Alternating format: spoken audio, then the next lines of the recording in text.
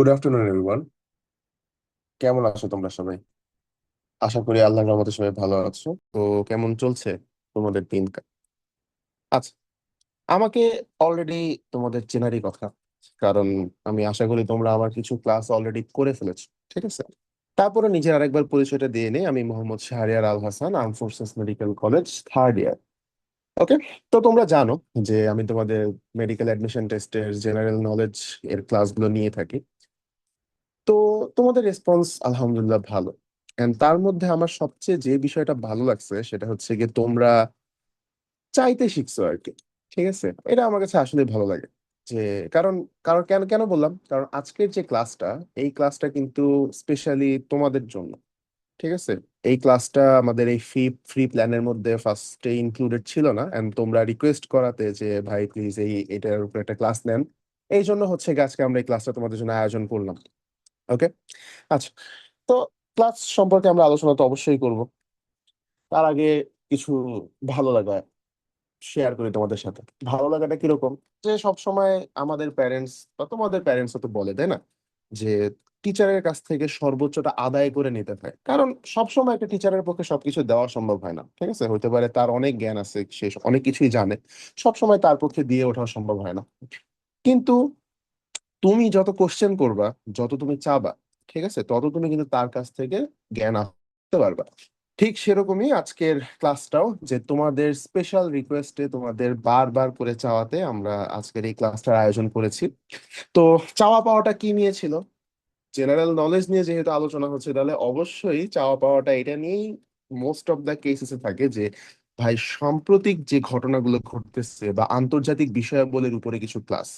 ঠিক আছে, যেমন আমরা তো জানি, আমরা অলরেডি, যদি তুমি আমার ক্লাস করে থাকো বা তোমরা আমার ক্লাস করে থাকো, তাহলে তোমরা অলরেডি জানো যে আমাদের জেনারেল নলেজটাকে আমরা কিভাবে ভাগ করছিলাম। ঠিক আছে, যে আমাদের একটা ছিল মুক্তিযুদ্ধের পার্ট, একটা ছিল হচ্ছে গিয়ে তোমার ইতিহাসের পার্ট, একটা ছিল হচ্ছে গিয়ে তোমার এই যে জুলাই এর আন্দোলন বা হচ্ছে গিয়ে বৈষম্য বিরোধী আন্দোলন, তারপর হচ্ছে গিয়ে তোমার ডক্টর ইউনূস রিলেটেড, তারপর আরো অনেক কিছু ছিল। তার মধ্যে কিন্তু একটা গুরুত্বপূর্ণ পয়েন্ট ছিল কি, আন্তর্জাতিক। ঠিক আছে, কারণ আন্তর্জাতিক থেকে কোশ্চেন একটা দুটো আসবেই। And তোমরা, তোমাদের সাথে এই 25 সালের, 24-25 সালের কোশ্চেন টেনে যখন আমি আলোচনা করলাম, তখনও তোমরা দেখছো যে আন্তর্জাতিক থেকে আসার পরিমাণ কিন্তু এবার বেশি।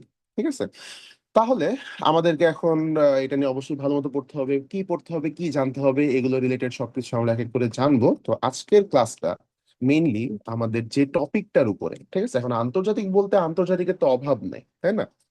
আজকের যে ক্লাসটা, এই ক্লাসটা মেইনলি এমন একটা টপিকের উপরে, যে টপিকটা সম্পর্কে আমরা সকলেই অবগত, সকলেই জানি, সকলেই কিছু না কিছু একটা করার চেষ্টা করি বা করতেছি, কিন্তু সীমাবদ্ধতা তো অনেক কিছু থাকে, তাই না? অ্যান্ড কাইন্ড অফ বলতে গেলে আজকের টপিকটা অনেক মর্মান্তিক। ওকে, যে তোমাদের ক্লাস তৈরি করতে যে আমার নিজেরই কষ্ট লাগছে অনেক। ঠিক আছে, এন্ড একটা জিনিস ভেবেও একটু, মানে মাঝে মাঝে তোমাদের সাথে ফ্র্যাঙ্কলি শেয়ার করি, একটা জিনিস ভেবেও মাঝে মাঝে আমাদের কষ্ট লাগে, যে এই জিনিসগুলো আমাদেরকে জানতে হবে অবশ্যই। কাইন্ড অফ ইতিহাসে সাক্ষী থাকার মতো একটা বিষয়, যেগুলো আমাদের পরীক্ষা টরীক্ষা বাদ দিলাম, এগুলো আমাদের এমনিতেও জানতে হবে, বুঝতে হবে। আরো অনেকগুলো ফ্যাক্টর এখানে কাজ করতেছে। তারপরও যে দেখো, এখন এরকম একটা পরিস্থিতি, সেগুলো সম্পর্কে আমাদের জানতে হবে, আবার আমাদের নিজেদের জায়গা থেকে নিজেদের পরীক্ষাও বসতে হবে সেগুলো। মানে ওই, এটা কি বলবো, আর কিছু মর্মান্তিক বিষয়াদি। আচ্ছা, যাই হোক, তোমাদের ক্লাসটা শুরু করি, তাহলে না তোমরা বুঝতে পারবে যে আসলে মর্মান্তিক বিষয়টা কোন দিক থেকে।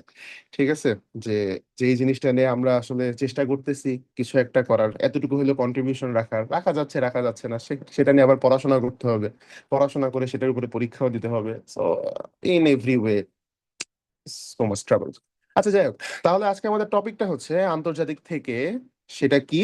একদম যেটা আমরা চোখের সামনে দেখতে পারতেছি, which is Israel versus Palestine, বা হচ্ছে গিয়ে আমাদের এই প্যালেস্টাইন আর ইসরায়েলের যে যুদ্ধটা। ঠিক আছে, যে এটা কিভাবে কবে থেকে শুরু হলো, এখন কত দূর পর্যন্ত পৌঁছাচ্ছে, হতাহতের সংখ্যা কত থেকে শুরু করে মোটামুটি আমরা সবকিছু যা যা আমাদের মেডিকেল এডমিশনের জন্য দরকার, এটা আমরা জানবো। ঠিক আছে। আচ্ছা, সম্প্রতি কিছু ঘটনার মধ্যে বা কিছু যুদ্ধের মধ্যে একটা অ্যালার্মিং, সবচেয়ে অ্যালার্মিং বলবো হচ্ছে কি ইসরায়েল ভার্সেস প্যালেস্টাইন, কারণ আমরা সবাই জানি যে এটা কতটা মর্মান্তিক। এবং প্রত্যেক দিন তোমরা ফেসবুক খুললে, ইনস্টাগ্রাম খুললে, বা যে কোনো কিছু, যে কোনো প্ল্যাটফর্ম খুললেই কিন্তু তোমরা হচ্ছে কি দেখতে পারবা যে গাজায় মানুষদের কি অবস্থা। ঠিক আছে, তাদের উপরে কি পরিমাণ অত্যাচার করা হচ্ছে, কিরকম নির্মম অত্যাচার করা হচ্ছে। ঠিক আছে, আমরা সব দেখতেছি, এই চোখ দিয়ে দেখতেছি। আল্লাহর কাছে দোয়া করতেছি, বাট তো নিজের স্থান থেকে যদি কিছু আর একটু ভালো করা যেত তাদের জন্য। এখন অবশ্যই বাংলাদেশ থেকে অনেক কি বলে, অনেক স্বেচ্ছাসেবী দল এবং হচ্ছে অনেকেই উদ্যোগ নিয়েছে তাদের হচ্ছে সাহায্য করার জন্য। বাট তারপরও কিছুটা তো মনের মধ্যে কষ্ট থাকে। তাহলে এখন খেয়াল করো যে ইসরায়েল ভার্সেস প্যালেস্টাইন, এই ঘটনাবলী সম্পর্কে আমাদের যেগুলো জানতে হবে, অবশ্যই কবে থেকে শুরু হলো, কিভাবে শুরু হলো, কিভাবে কতদূর আগালো, এবং হচ্ছে কি হতাহত আর সবকিছু। ঠিক আছে, তাহলে বর্তমানে এই 24-25 সালের মধ্যে আমরা কয়েকটা মোটামুটি কনফ্লিক্ট দেখতে পারছি। তার মধ্যে একটা সবচেয়ে অ্যালার্মিং যেটা, সেটা হচ্ছে কি ইসরায়েল ভার্সেস প্যালেস্টাইন। আরেকটা যদি তোমাদের মনে থাকে সেটা হচ্ছে গিয়ে রাশিয়া এবং ইউক্রেনের যুদ্ধ। ঠিক আছে, আচ্ছা তাহলে আমরা শুরু করি।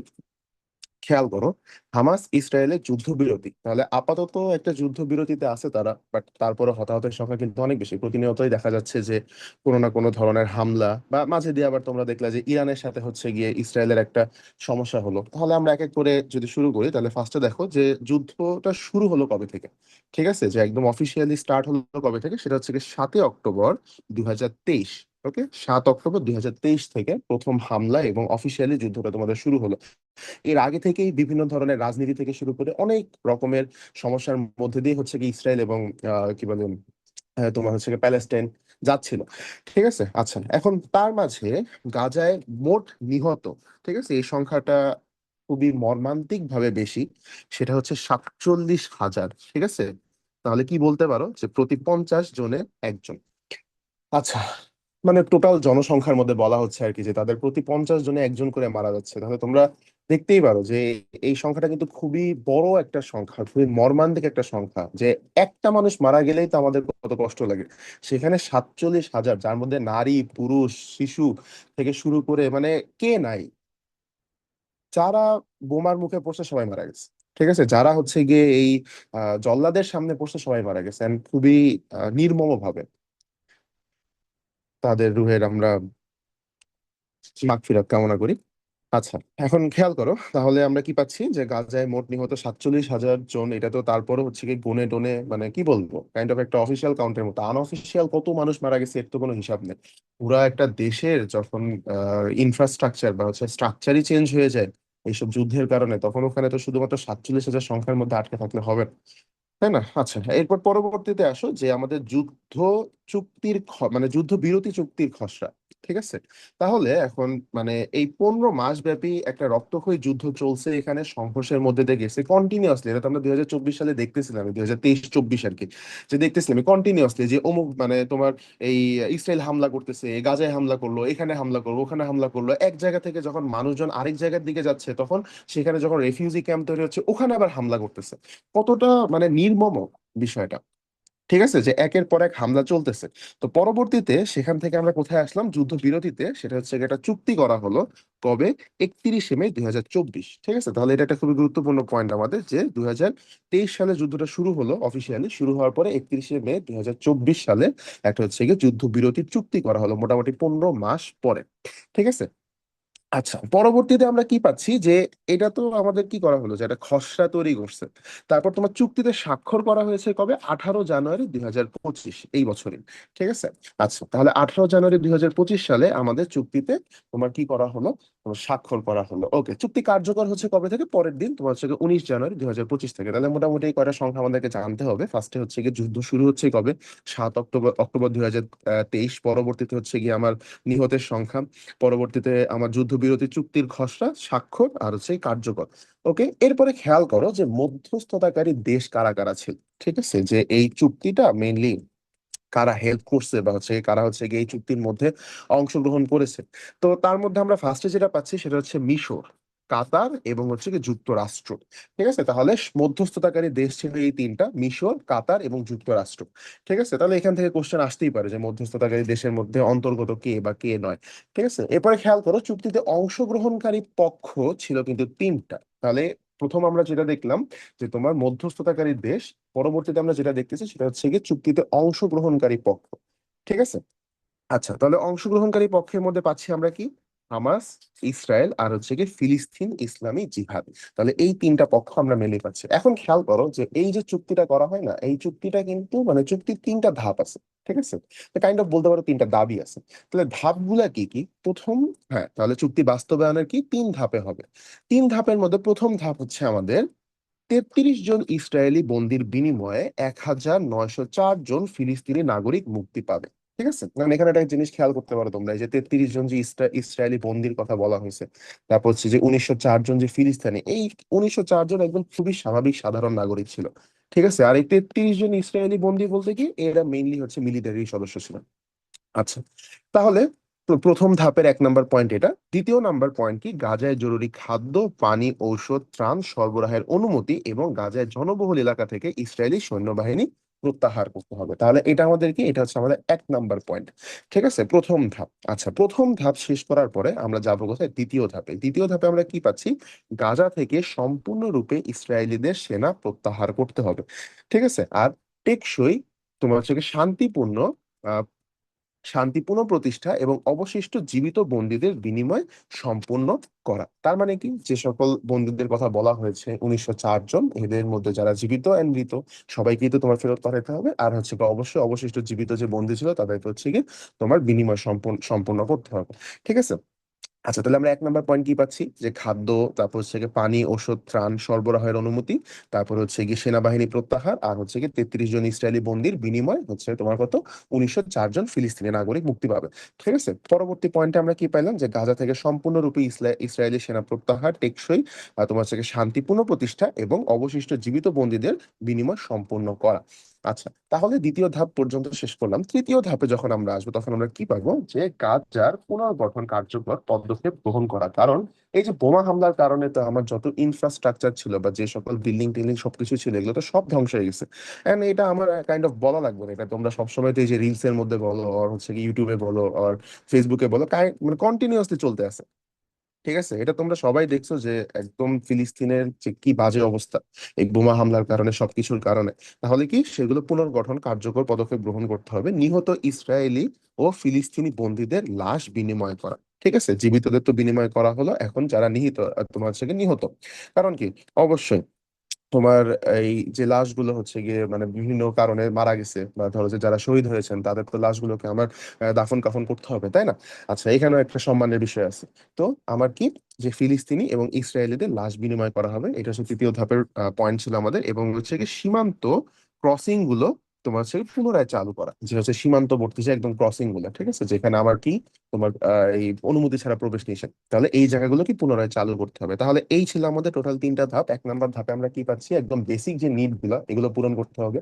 তারপর হচ্ছে গিয়ে তোমার কি বলে, বন্দীদেরকে বিনিময়। 2 নাম্বারে আমরা কি পাইলাম, যে হচ্ছে গিয়ে সকল ধরনের ইসরায়েলি সেনাকে তোমার হচ্ছে গিয়ে সরাইতে হবে। আর 3 নাম্বার আমরা কি পাচ্ছি, যে আমার দেশ পুনর্গঠন। ঠিক আছে।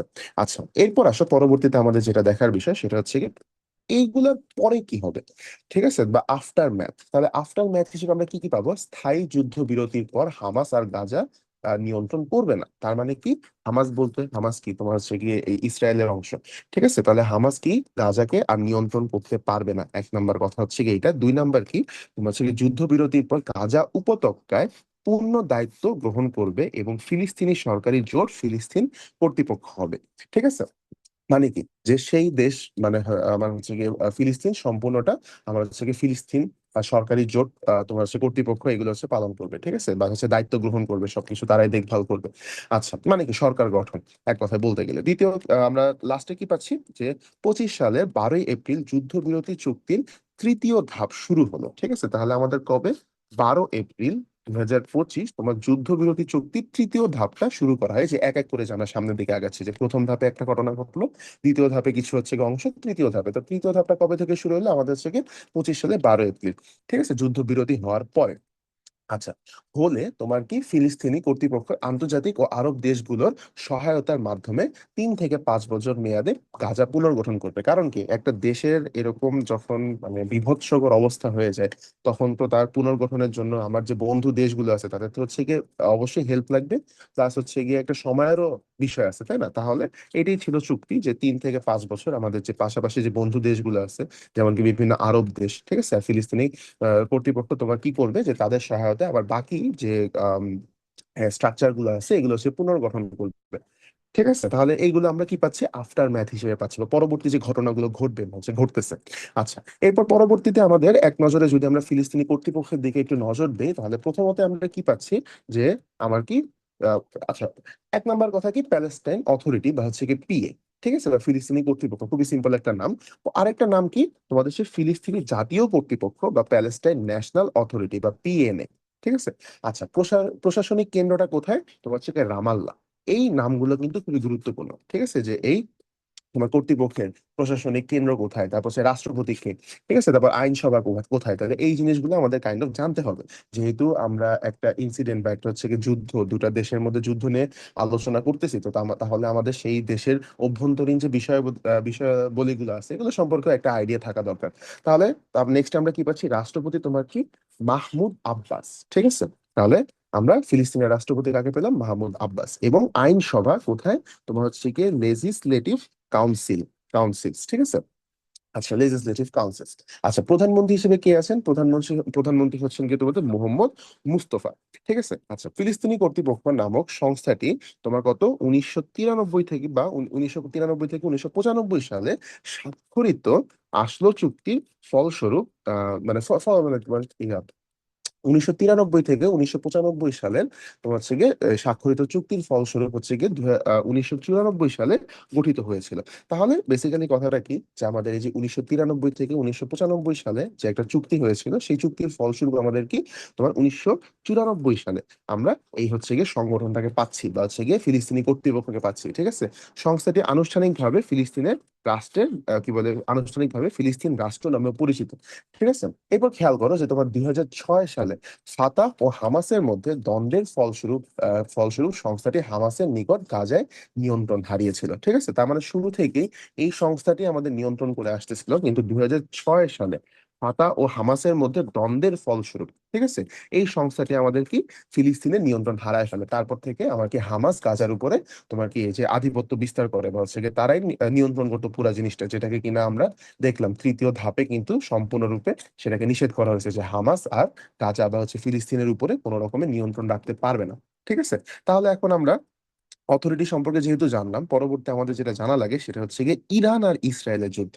এখন তোমরা একটা জিনিস খেয়াল করো যে এটা কিন্তু খুবই রিসেন্ট, ঠিক আছে। এই যে ফিলিস্তিনকে নিয়ে ঘটনাগুলোর পরে এই ইরানের সাথে কিন্তু আবার ইসরায়েল যুদ্ধটা বাজায় দিছিল, ঠিক আছে, ঝামেলা বাজায় দিছে একটা। আচ্ছা, এই ঝামেলাটা আসলো থেকে, এই যে পিছন দিয়ে আমার কে গুদাগুদি করতেছে সবসময়, তোমার হচ্ছে কি যুক্তরাষ্ট্র, তাই না। এখন আমরা সামনে এগুলো সম্পর্কে জানতে পারবো যে আসলে কিভাবে কি হচ্ছে।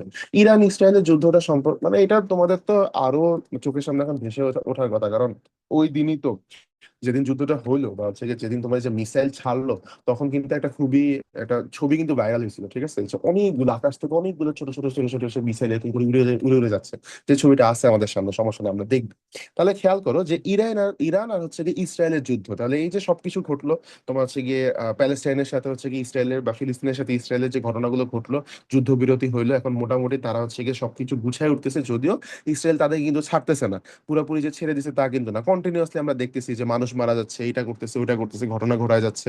এখানে কি ইরান আর ইসরায়েল, মানে ইসরায়েলই মেইনলি ইরানের সাথে আবার একটা ঝামেলা বাজায় দিল।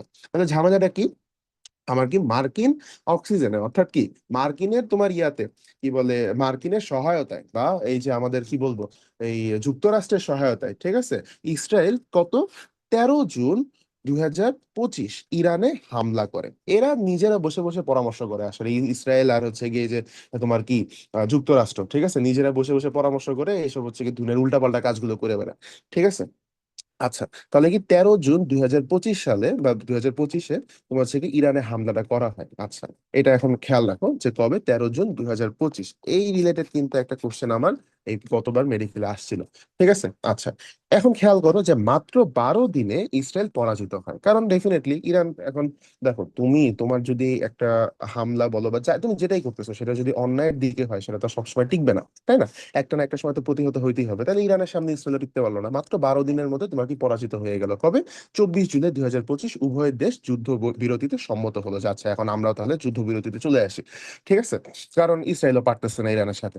আচ্ছা, এখানে একটা দেখার বিষয় আছে, যে তোমার এই যে ইসরায়েলের যে তোমার ইয়া ছিল, কি বলে, যেটা লেখা যে 1967 সালে একাধিন আরব দেশকে, যেমন হচ্ছে কি মিশর, জর্ডানের সঙ্গে যুদ্ধ জয়ী ইসরায়েল, ঠিক আছে? এই ইসরায়েল কিন্তু তোমার হচ্ছে গিয়ে এই যে 1967 সালে একাই 3 দেশের সাথে হচ্ছে গিয়ে যুদ্ধ করেছে, জয়ও লাভ করছিল, ঠিক আছে?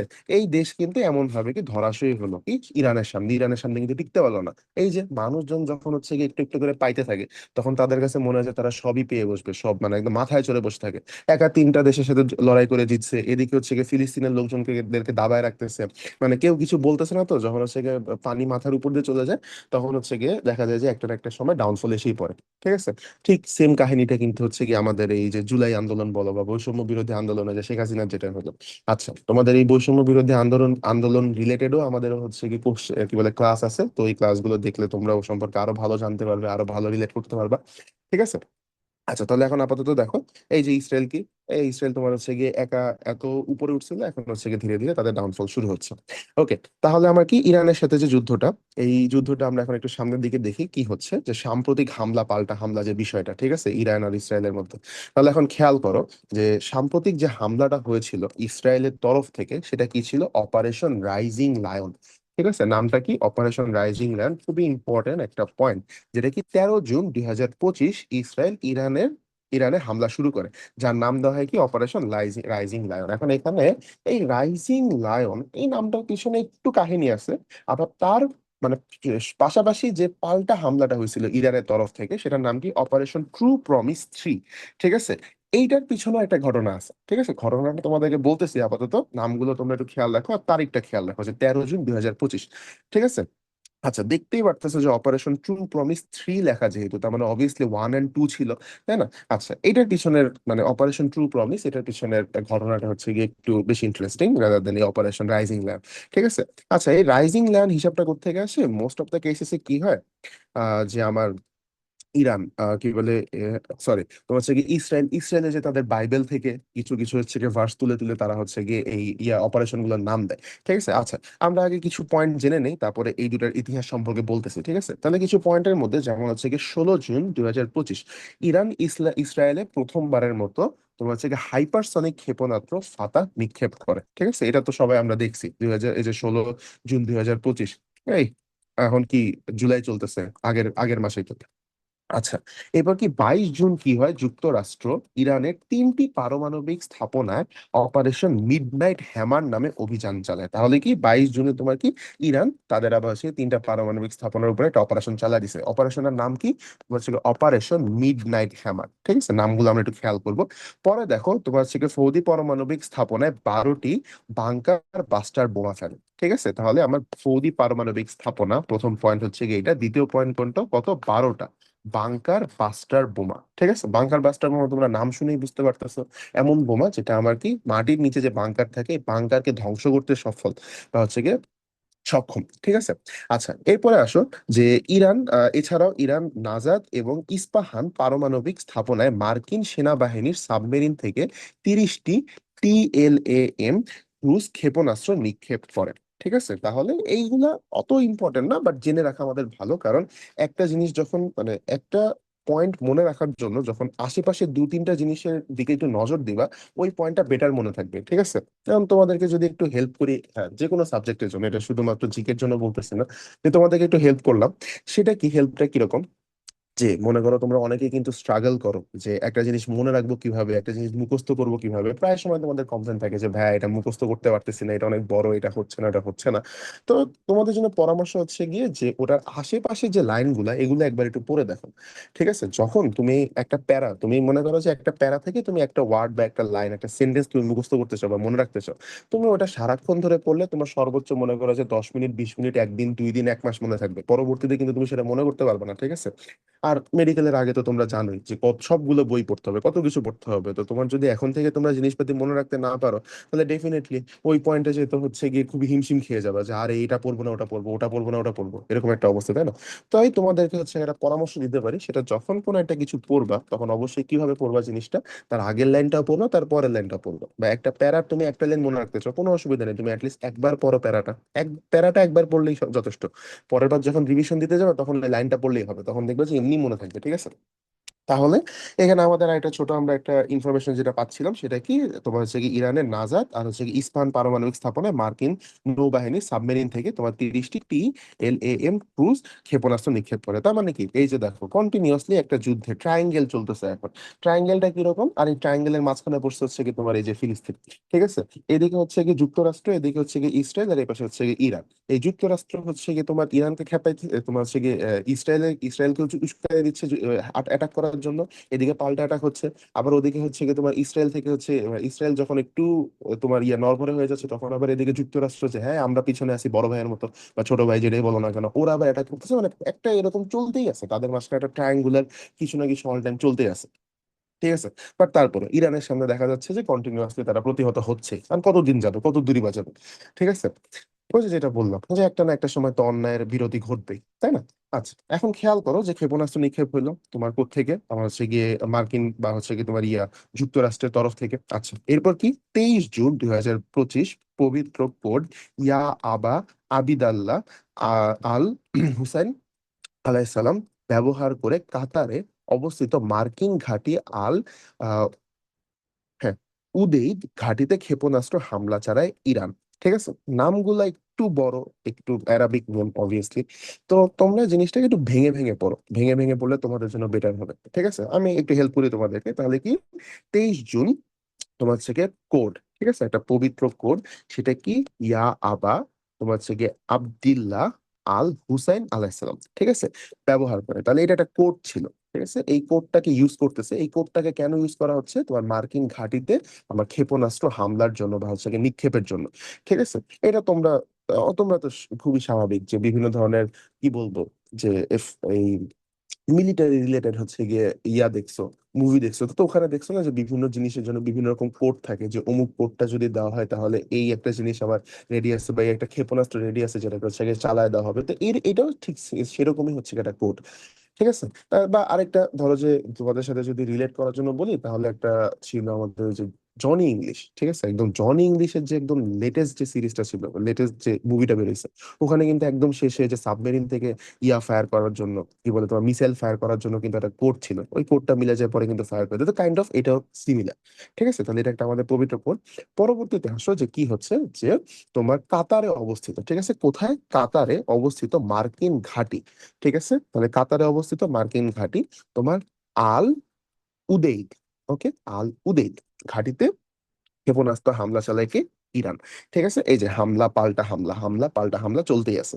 পরবর্তীতে আসো একই সাথে তোমার হচ্ছে কি ইরাকে অবস্থিত 3টি মার্কিন ঘাঁটিতে হামলা চালায় ইরান, ওকে। তার মানে ইরান এখন মোটামুটি বিভিন্ন ধরো যে মুসলিম কান্ট্রি গুলার মধ্যে বা হচ্ছে গিয়ে তোমার বিভিন্ন জায়গার মধ্যে যেখানে আবার এই যে এই যুক্তরাষ্ট্রের বিভিন্ন ঘাঁটিগুলো আছে, এই ঘাঁটিগুলো ওখান থেকে সরানোর চেষ্টা করতেছে বা হচ্ছে গিয়ে ওখান থেকে ধরাশায়ী করার চেষ্টা করতেছে, ঠিক আছে। আচ্ছা, পরবর্তীতে আমরা কি পাচ্ছি, তোমার 24 জুন 2025, ঠিক আছে। কোথায় চলে আসলাম, 24 জুন 2025, 16 বললাম থেকে, 16 জুন থেকে, 16, 22, 23, 24। আচ্ছা, 24 জুনে কি হলো, যুক্তরাষ্ট্রের প্রেসিডেন্ট ডোনাল্ড ট্রাম্প ঘোষণা দেন উভয় পক্ষ যুদ্ধবিরতিতে সম্মত হয়। তাহলে কি যুক্তরাষ্ট্র এখন বুঝতে পারছে যে আমাদের একটার পর একটা ঘাঁটি যাচ্ছে, এখন আমরা কি কন্ট্রোল হারাচ্ছি। তখন কি, এই যে ডোনাল্ড ডাক বা ডোনাল্ড ট্রাম্প আমাদের কি করলো, তোমার হচ্ছে কি যুদ্ধবিরতির একটা ঘোষণা দিল যে আচ্ছা ঠিক আছে, অনেক ক্ষয়ক্ষতি হয়েছে, অনেক ক্ষয়ক্ষতি করছে, এখন আপাতত স্টপ থাক, ঠিক আছে। ওকে, তাহলে এখানে একটা ইম্পর্টেন্ট পয়েন্ট আমরা পাচ্ছি যে ইরানের সাথে ইসরায়েল বা হচ্ছে কি এই যুক্তরাষ্ট্রের যুদ্ধবিরতি কখন আসলো, তোমার হচ্ছে কি 24 জুন 2025, ঠিক আছে। আচ্ছা, এবার পরবর্তীতে আমরা এখন যেটা জানবো সেটা যে তোমাদেরকে বলছিলাম যে নাম দুটো ছিল না, একটা অপারেশন কিসেনি রাইজিং লায়ন, আর একটা হচ্ছে কি অপারেশন ট্রু প্রমিস 3, ঠিক আছে। এই দুটার পিছনে আমার হচ্ছে ঘটনাটা কি বা কাহিনীটা কি। আচ্ছা, একটা একটা করে আসি। ফার্স্টে আমাদের কি আসতেছে, আহ আচ্ছা, ক্ষয়ক্ষতি, যাও তোমাদেরকে যেহেতু বলছে আগে ঘটনা দুটা বলবো, তাহলে আগে ওটাই বলে নি, ক্ষয়ক্ষতিতে একটু পরে আসতেছে। তাহলে আমাদের কি প্রথমত যেটা পাচ্ছি সেটা হচ্ছে যে রাইজিং লায়নের, ঠিক আছে। তাহলে তোমাদের কিন্তু অলরেডি বলছি যে রাইজিং লায়ন ওরা দেখা যায় যে ওদের বাইবেল থেকে বা হচ্ছে বিভিন্ন জায়গা থেকে কিছু ভার্স তুলে নেয়, ঠিক আছে, বা আয়াত তুলে নেয়, ওই অনুযায়ী হচ্ছে গিয়ে নাম দেয়। তো এইরকমই একটা সিমিলার ছিল যে ইসরায়েলের প্রধানমন্ত্রী কি করছে, তোমার হচ্ছে গিয়ে যে নেতানিয়াহু, যার এই ছবি বিভিন্ন রাস্তাঘাটে এখন পাওয়া যায় পালানোর জন্য, ঠিক আছে, স্পেশালি স্পেশালি ফর হচ্ছে গিয়ে পারাপারির জন্য।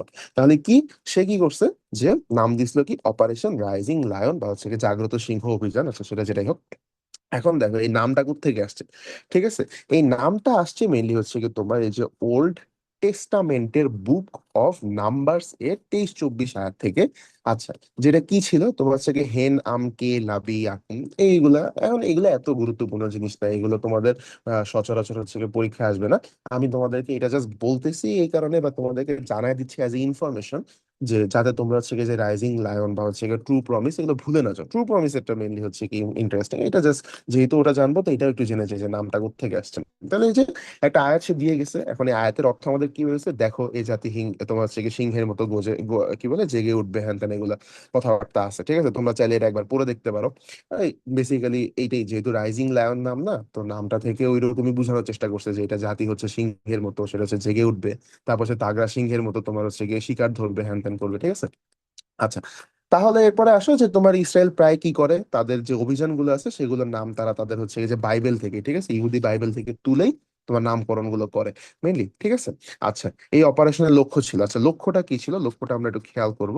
ইরানের ব্যালিস্টিক ক্ষেপণাস্ত্র কর্মসূচি হৃদয় আঘাত হানা, ঠিক আছে? তার মানে কি, তার মেইনলি ইরানের ব্যালিস্টিক ক্ষেপণাস্ত্র কর্মসূচির উপর হচ্ছে গিয়ে হামলা হানাটাই ছিল এই অপারেশনের মেইন লক্ষ্য, ঠিক আছে? এরপরে আসো, তোমার এটার পাল্টা জবাব কি ছিল, ওই যে অপারেশন ট্রু প্রমিস 3, ঠিক আছে? তাহলে ডেফিনেটলি 1 2 আছে, এইটা নিয়ে এখন আলোচনা করবো যে অপারেশন ট্রু প্রমিস আসলে আসলো থেকে, ঠিক আছে? তাহলে এখন খেয়াল করো যে 1 এপ্রিল 2024 থেকে ঘটনাটা শুরু, কারণ অপারেশন ট্রু প্রমিস 1 তখনকারই, ঠিক আছে? তাহলে 1 এপ্রিল 2024 ইসরায়েল সিরিয়ায় তোমার সাথে দামেস্কের ইরানের কি বলে কনসুলেটে হামলা চালায়, আর হচ্ছে 13 এপ্রিল ইরান ইসরায়েলে পাল্টা হামলা চালায়। তাহলে কি 1 এপ্রিল তোমার হচ্ছে কি ইসরায়েল কি করলো, সিরিয়ার দামেস্কে, ঠিক আছে, ইরানের তোমার হচ্ছে কি কনসুলেটে হামলাটা চালাইলো, ঠিক আছে? কোথায় কোথায় জায়গাগুলো একটু খেয়াল খেয়াল রাখো, যে ইসরায়েল কি করছে, সিরিয়ার দামেস্কে ইরানের যে হচ্ছে গিয়ে কনসুলেট ছিল সেখানে হামলা চালাইছে, ঠিক আছে? 13 এপ্রিল ইরান কি করলো, ইরান হচ্ছে কি ইসরায়েলের উপরে পাল্টা হামলা চালাইলো, ঠিক আছে? এই যে হামলাটা ছিল প্রথম, এইটার নামই মেইনলি রাখা হয়েছিল অপারেশন ট্রু প্রমিস 1 বা হচ্ছে অপারেশন ট্রু প্রমিস, ঠিক আছে? আচ্ছা, নামটা কে রাখলো, তোমার হচ্ছে কি ইসলামিক রেভলিউশনারি গার্ড কর্প বা হচ্ছে কি IRGC, ঠিক আছে? আচ্ছা, পরবর্তীতে আসলে এখন তাহলে অবভিয়াসলি টু এক্সিস্ট করে। আচ্ছা, এই নাম দেওয়ার পেছনে বিশেষ কারণ কি ছিল, যে দেশটির সর্বোচ্চ নেতা, ঠিক আছে, আয়াতুল্লাহ আলী খামেনি সহ অন্যান্য শীর্ষ নেতারা এর আগে ইরানের ওপর চালানো ইসরায়েল ও তার মিত্রদের হামলার পরিপ্রেক্ষিতে শাস্তির যে অঙ্গীকার করেন, ঠিক আছে, যে তারা আমাদের উপরে হামলা চালিয়েছে বা বিভিন্ন মুসলিম কান্ট্রির উপরে তারা হামলা চালিয়েছে, তো তাদের একটা শাস্তি হওয়া দরকার, ঠিক আছে? তো তাদের শাস্তি দেওয়ার জন্য তারা একটা হচ্ছে গিয়ে অঙ্গীকার করছে, কারা, তোমার হচ্ছে কি ইসরায়েল তোমার ইরানের সর্বোচ্চ নেতা আয়াতুল্লাহ আলী খামেনি, আর হচ্ছে কি ওই তার হচ্ছে শীর্ষ নেতারা। তাহলে কি প্রমিস, যে প্রমিসটা আমরা তাদেরকে শাস্তি দিব, এইখান থেকে নামটা আসলো হচ্ছে কি তোমাদের কি ট্রু প্রমিস, ঠিক আছে? যে এটা বুঝাতেই নামটা দেওয়া হলো কি ট্রু প্রমিস বা সত্যিকারের প্রতিশ্রুতি বা হচ্ছে অঙ্গীকার। আচ্ছা, এরপরে আসো, তাহলে ডেফিনেটলি ট্রু প্রমিস 1 আমাদের গেল, তাহলে ট্রু প্রমিস 2 ও থাকবে।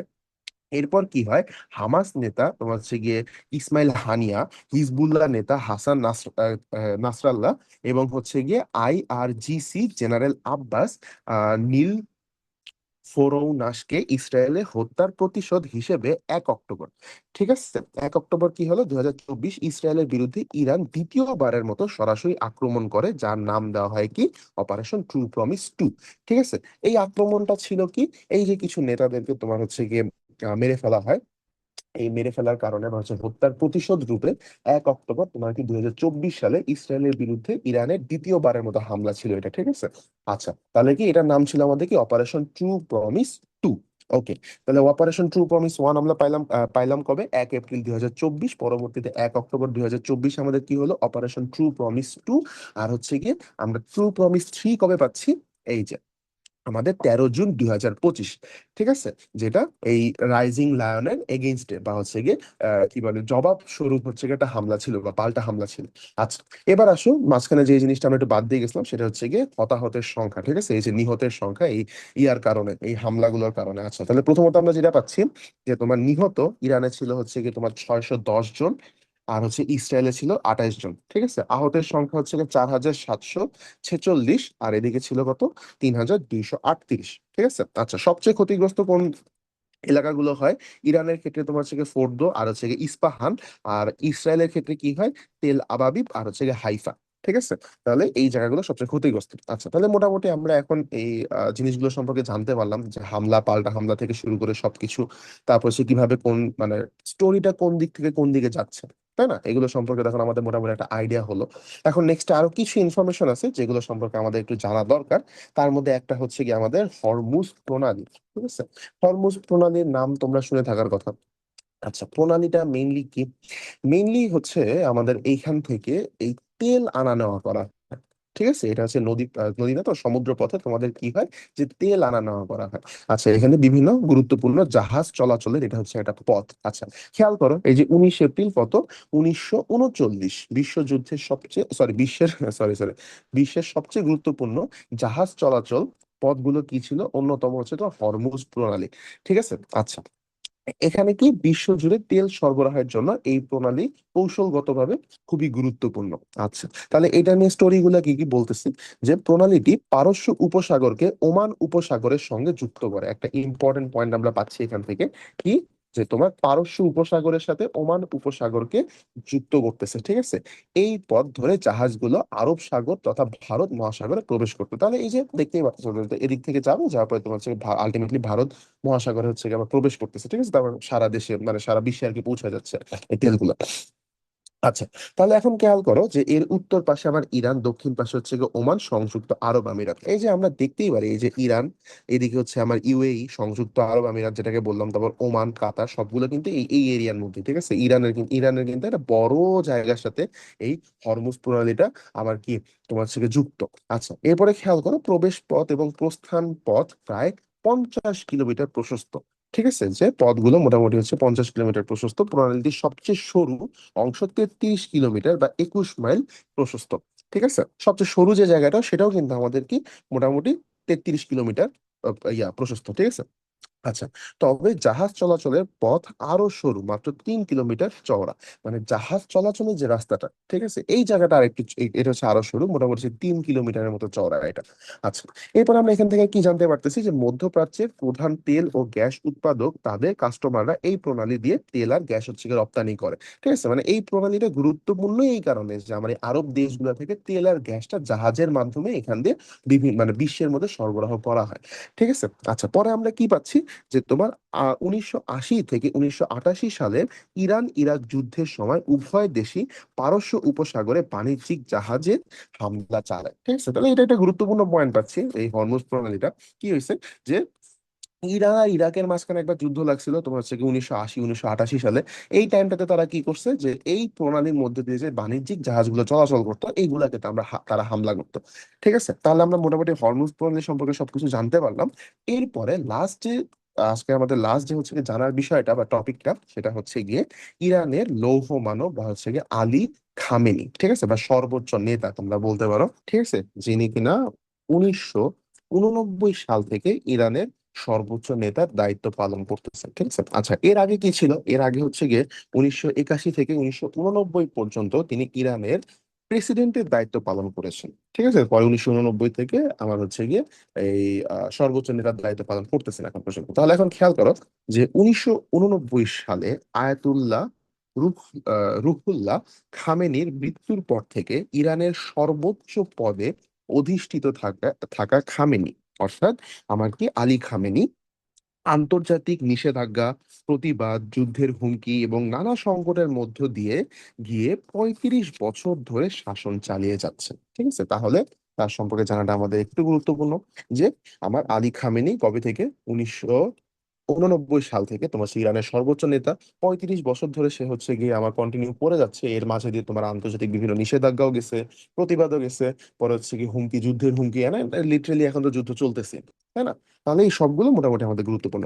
আচ্ছা, তাহলে এখন কথা হচ্ছে যে আজকে আমরা যেই জিনিসগুলো জানলাম, ঠিক আছে, সেগুলোর মধ্যে মোস্ট ইম্পর্টেন্ট পয়েন্ট গুলা কি কি, এগুলো একটু খেয়াল করতে হবে। তাহলে আমরা একবার একটু শুরু থেকে একটা ছোট্ট রিভিউ দিয়ে আসবো, একটা ছোট্ট রিক্যাপ যদি আমরা দিই, তাহলে একদম ফার্স্টে আমরা যেটা পাচ্ছি সেটা হচ্ছে কি যে ইসরায়েলের যুদ্ধ শুরু হলো কবে, সেটা কত 7 অক্টোবর 2023, 1 নাম্বার পয়েন্ট।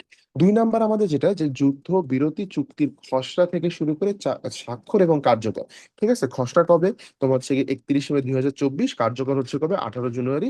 18 জানুয়ারিতে স্বাক্ষর করা হলো, 19 জানুয়ারি থেকে শুরু করা হলো। ঠিক আছে, মধ্যস্থতাকারী দেশ কারা ছিল, মিশর, কাতার, যুক্তরাষ্ট্র। চুক্তিতে অংশগ্রহণকারী পক্ষ ছিল তোমার হচ্ছে কি হামাস, ইসরায়েল, আর হচ্ছে কি ফিলিস্তিনি ইসলামী জিহাদ। ঠিক আছে। আচ্ছা, এরপরে গুরুত্বপূর্ণ পয়েন্ট আমাদের যেটা সেটা হচ্ছে 3টা ধাপে আমাদের কি চুক্তিটাকে বাস্তবায়ন করা হয়েছে। ঠিক আছে, ধাপ 3টা কি তোমরা অলরেডি খুব ভালো মতোই জানো।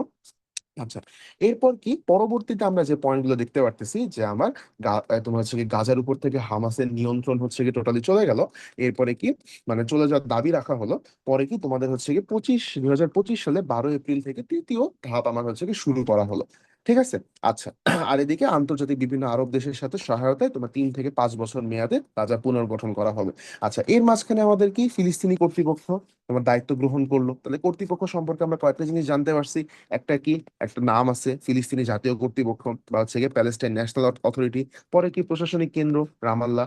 এরপরে তোমার কি তোমার হচ্ছে রাষ্ট্রপতি কে, মাহমুদ আব্বাস। এরপর হচ্ছে আইনসভা, প্রধানমন্ত্রী। আর হচ্ছে গিয়ে কর্তৃপক্ষের নাম, মানে কবে আমার নির্বাচন হলো, কবে থেকে শুরু করে তারা কবে পর্যন্ত আছে। তোমার মাঝখানে 2006 সালে আবার হচ্ছে গিয়ে নিয়ন্ত্রণ হারায় ফেলছে। তাহলে এই কয়েকটা জিনিস আমরা মোটামুটি জানতে পারলাম।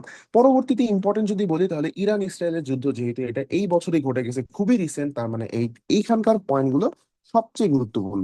ঠিক আছে। আচ্ছা, তাহলে এখন আসো যে মার্কিন অক্সিজেন বা যেটাই বলো আর কি, মার্কিনের সহায়তায় আমার কি ইসরায়েল 13 জুন 2025 সালে হামলা শুরু করে। ওকে, এখন তোমাদেরকে একটা জিনিস একটু ক্লিয়ার করে দিই। এই অক্সিজেন বলতে আবার তোমরা মনে করো না যে ভাই এটা নিশ্চয়ই কোনো ইম্পর্টেন্ট কিছু হবে, অক্সিজেন মুখস্থ করতে হবে, না।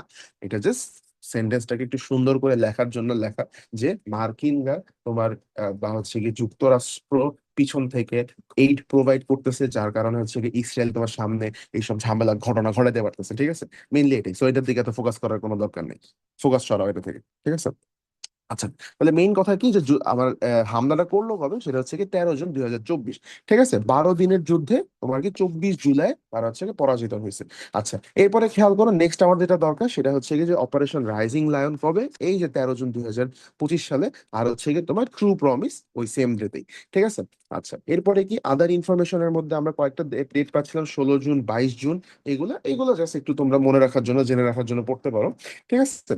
অপারেশন মিডনাইট হ্যামার, এটা একটু জানতে হবে, এটা কবে 22 জুনে আমার হচ্ছে গিয়ে এসেছিল, বা মানে অপারেশনটা, অভিযানটা চালানো হয়। ঠিক আছে। পরবর্তীতে আমরা যেগুলো পাচ্ছি সেটা হচ্ছে কি হতাহতের সংখ্যা আর হচ্ছে কি তো সবচেয়ে ক্ষতিগ্রস্ত দেশ। এগুলো অত গুরুত্বপূর্ণ না, বাট মোটামুটি জেনে রাখা ভালো, কারণ কোশ্চেন তো যে কোনো জায়গা থেকে আসতে পারে। সিলেবাস বলতে কিছু আছে নাই তো। সো রিসেন্ট যে কোনো কিছু সম্পর্কে আমাদের ভালো জ্ঞান রাখতে হবে। পরবর্তীতে আমরা, এটা তেমন গুরুত্বপূর্ণ না, বাট হ্যাঁ, অপারেশন ট্রু প্রমিসের নামটা কোত্থেকে আসলো, এখানে কি আমাদের 1, 2 আর হচ্ছে কি 3, টোটাল হচ্ছে কি আমরা 3টা অপারেশন পাচ্ছি এই ট্রু প্রমিস নামে। ঠিক আছে, তাহলে এটা সম্পর্কে একটু ব্যাক স্টোরিটা জেনে রাখাটা খুব একটা খারাপ না, ভালোই হবে তোমাদের জন্য। ঠিক আছে। আচ্ছা, পরবর্তীতে আসো আমার কি হরমুজ ট্রায়ালস, এই সম্পর্কে যে ইনফরমেশন গুলো তোমাদেরকে আমি প্রোভাইড করলাম, এইগুলা ইনাফ, এন্ড এগুলো অবশ্যই জানতে হবে। ঠিক আছে। আচ্ছা, এন্ড লাস্টলি আমাদের কি ইরানের লৌহ মানব বা হচ্ছে কি সর্বোচ্চ নেতা আলী খামেনি। ওকে। আচ্ছা, তাহলে এই ছিল আমাদের মোটামুটি ইসরায়েল এবং প্যালেস্টাইনের যুদ্ধ, প্লাস পাশাপাশি হচ্ছে গিয়ে আমার ইসরায়েল আর হচ্ছে গিয়ে ইরানের মাঝখানে যুদ্ধ। ঠিক আছে, প্রত্যেকটা বিষয় সম্পর্কে আমরা মোটামুটি আলোচনা করলাম, মোটামুটি জানতে পারলাম। তোমাদের যদি কোনো প্রশ্ন থাকে তাহলে অবশ্যই আমাকে জানাবা। এন্ড হ্যাঁ, তোমাদেরকে একদম শুরুতে যে কথাটা বললাম, যে জিনিসটা আমার খুব ভালো লেগেছে, যে তোমরা এখন ডিমান্ড করতেছো বা হচ্ছে কি চাচ্ছ আমাদের কাছে, এন্ড তোমাদের চাওয়া পাওয়ার উপরেই কিন্তু আমরা আমাদের ক্লাসগুলো। এন্ড একটা কথা বলতে গেলে, তোমরা যত চাবা তত আমাদের একটা হচ্ছে গিয়ে স্পৃহা বাড়বে, যে আচ্ছা ঠিক আছে, স্টুডেন্টদের ভালো করাই যেহেতু আমাদের একটা উদ্দেশ্য, তোমাদেরকে একটা গাইডলাইন দেওয়া। ঠিক আছে। অবশ্যই তোমার পড়াশোনা তো তোমার, তোমার সবকিছুই তোমার, এবং তুমি যদি চান্স পাও ইনশাল্লাহ ক্রেডিটও তোমার। ঠিক আছে, তোমারই ওটা, কেউ নিতে আসবে না। বাট কথা হচ্ছে যে আমরা তোমাদেরকে মিলি গাইডলাইন দিব যে কোন রাস্তায় তোমরা হাঁটবা, কোন দিকে যাবা, কোন কোন কাজটা করবা। ঠিক আছে। তাহলে এখন কথা হচ্ছে কি তোমাদের জন্য এটাই, যে এই রিলেটেড ইনশাল্লাহ হয়তো একটা পরীক্ষা হইতে পারে, যেহেতু তোমাদেরই কিন্তু বলাতে বারবার করে তোমাদের রিকোয়েস্টে কিন্তু আমরা এখন পরীক্ষার ব্যবস্থা করতেছি। আমাদের ফার্স্টে কিন্তু পরীক্ষার কথা ছিল না। ফার্স্টে আমরা ভাবছিলাম যে তোমাদের জন্য হচ্ছে কিছু ফ্রি ক্লাসেস এর আয়োজন করব, এবং পরবর্তীতে তোমরা ইন্টারেস্টেড হলে, উপকৃত হলে তো অবশ্যই আমাদের সাথে জড়িত হবা। কিন্তু এখন তোমাদের কন্টিনিউয়াস রিকোয়েস্টে আমরাও কাইন্ড অফ ভাবলাম যে হ্যাঁ, বাচ্চাদের একটা পরীক্ষা হওয়া উচিত। কারণ তারা যত পরীক্ষা দিবে তত কি তত এই জিনিসগুলোর সাথে এঙ্গেজ থাকবে, তাই না? যত তোমরা পড়াশোনার সাথে এঙ্গেজ থাকবে তত হচ্ছে গিয়ে তোমাদের জন্য ভালো। তোমরা ইনশাল্লাহ সামনে যে আরো ভালো করবা। তাহলে এইটাই বিষয় যে এটার উপরে ইনশাল্লাহ তোমাদের একটা পরীক্ষা হয়তো হয়ে যাবে, সেটা অংশগ্রহণ করবে অবশ্যই, একটা ফ্রি পরীক্ষায় হওয়া কথা। আচ্ছা, তাহলে এখন যদি কারো কোনো প্রশ্ন থাকে তোমরা কমেন্ট করতে পারো, জানাইতে পারো, আমাদের কোনো অসুবিধা নেই। বা আরো কোনো যদি ডিমান্ড থাকে বা আরো কোনো যদি তোমরা কিছু চাও সে সম্পর্কে আমাদেরকে অবগত করতে পারো। ঠিক আছে? তো ধন্যবাদ সকলকে আজকে আমার সাথে থাকার জন্য। আমি মোহাম্মদ শাহরিয়ার আল হাসান তোমাদের সাথে ছিলাম।